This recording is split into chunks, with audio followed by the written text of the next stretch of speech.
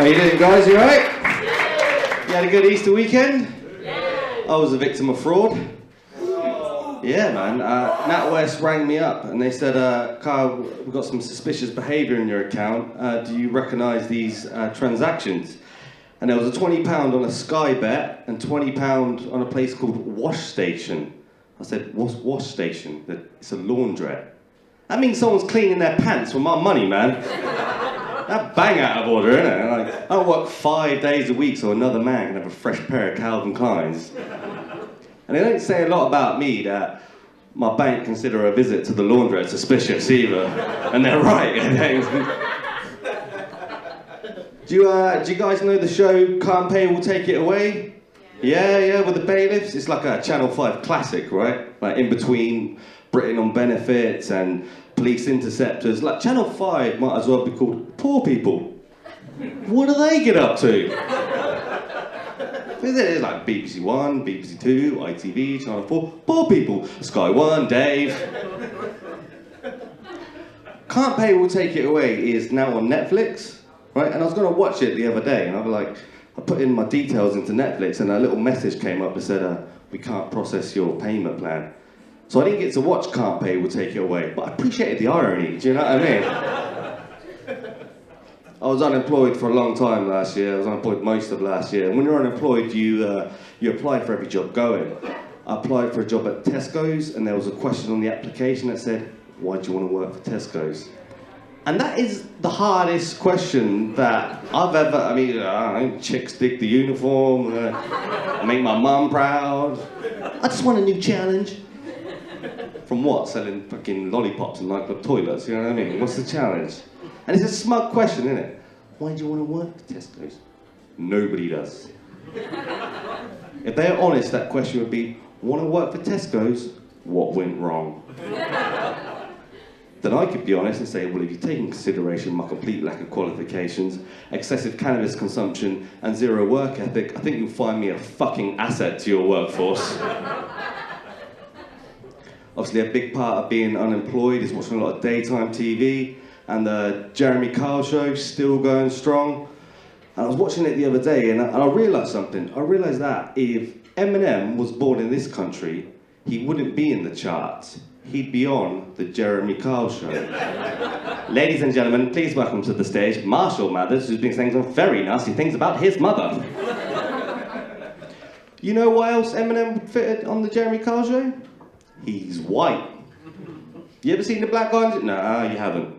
You haven't, right? Which made me reconsider the idea of what white privilege is. Maybe there's something that black and Asian people have that white people just haven't got. Enough self-respect to not go on Jeremy Kyle. That is a white problem.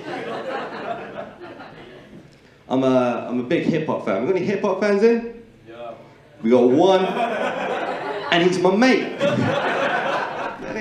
Cool, well, I'm a big hip-hop fan, but when you love something, right, you can recognise its flaws, right? And hip-hop's the only place in society where we accept so much bragging.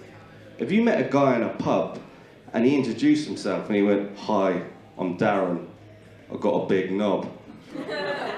You'd be like, I'm not too sure about this Darren guy. Keeps going on about his knob. But if you give me like a nice beat with a nice piano sample and a guy with a nice flow going, I'm Slick Rick with the biggest dick, you'd be like, yeah, Slick Rick is cool, man. Growing up, my favourite rapper was Eminem, because I hadn't listened to any adult music yet. And he was my favourite rapper because I thought I could relate, right? I'd be in my bedroom kind of like rapping along, like, yeah, my mum's a bitch too. And then my mum would call me from downstairs and she'd be like, Carl, dinner's ready. That's when I'd get all 8 Mile on her, like, dun, dun, dun. Mum, I don't want your spaghetti, I've eaten already, and last time I had your spaghetti, got vomit on my school jumper. I'm sorry, Mama, I never meant to hurt you, never meant to make you cry, but tonight I'm cleaning out my closet, which mainly consists of all the lovely toys that you bought me throughout the years. Got my WWF wrestling ring, got my Millennium Falcon. She's a lovely woman. They're like, too lovely. I could do with relating a bit more, you know? I listened to I listen to a lot of UK hip hop these days. I like a lot of rappers from up north. I like a bit of a northern twang to my hip hop. And my favourite northern rapper is R. Kelly. Do you know R. Kelly? He's been in that news recently. He was crying on TV. R. Kelly stuck his keys in the wrong ignition. Know what I mean? My mind's telling me no. But my boy, you should have listened to your mind, you dirty bastard. Now look what you've gone and done.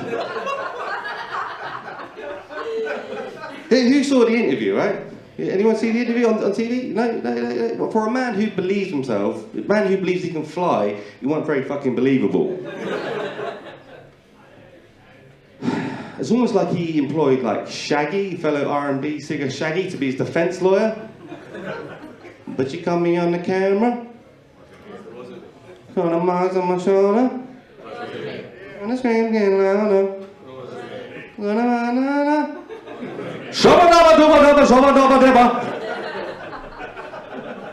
See, the thing about comedy is, right, you can just spend hours trying to write a perfect joke and trying to make a joke with a point and a meaning at the shortest amount of time, the biggest laughs. Or you could go shabba dabba dabba dabba dabba, just fucking be done with it, innit?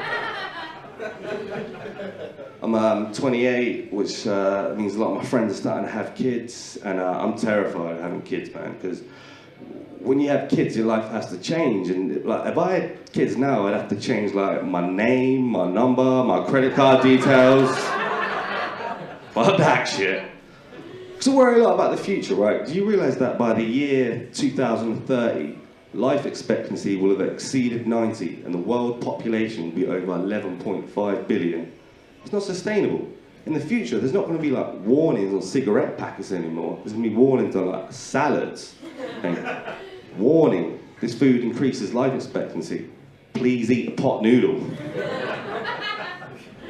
And my dad, he really wants me to have a kid. He's like, Carl, you must continue the family line. Family line shit.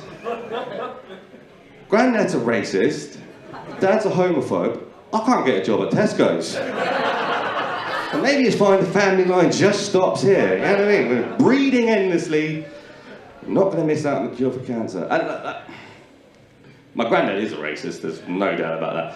But my dad's, he's not a homophobe, but if I wrote a Facebook status saying like I'm coming out and stuff, he wouldn't give it a like. He's that kind of guy. He's not homophobic, but he's not hitting that button. So I'm thinking like maybe next Father's Day, I'm going to send both of them, my dad and my granddad, a really nice card with a really meaningful message in it, you know, really something really profound. And inside, there's going to be a photograph of me just sucking a black dick. Like, Happy Father's Day! Ah! The problem with that would be, in order to get that photograph, there would be a moment where I've got a cock in my hand and I'm going, all right, who's the joke actually on at this point? Like, I do tell a lot of dick jokes in my act. Some of you are probably thinking, I'm not too sure about this Carl guy. But here comes some more. I want to be someone's fetish. Do you know what I mean?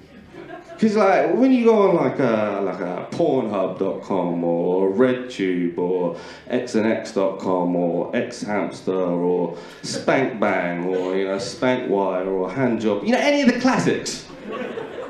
And you're going through the categories and you've got like BBW, which is Big Beautiful Women, or BBC, which is Big Black Cock, or there's tight Asian whatever. And I'm like, where is all the short bald white guy porn? I feel discriminated within the porn community, and I wonder if that's why there's no pride in being white anymore, right?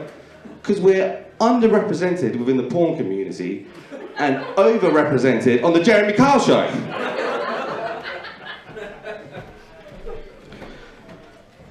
I'll leave you on this. I was arrested for possession of drugs on my 21st birthday. They took my drugs, put me in a cell. Yeah. But that wasn't enough for the Met. They thought I might be concealing more drugs elsewhere. So I'm in the cell, alone. Happy birthday to me. And the officers come in. It's time for a strip search. Take off my top. They're happy. I pull down my jeans. They're happy. It's like, right, pull down your boxers. and he gets down on one knee, and he's got a little torch, which I thought was pretty insulting. And then he said, shake 'em. He meant the boxers.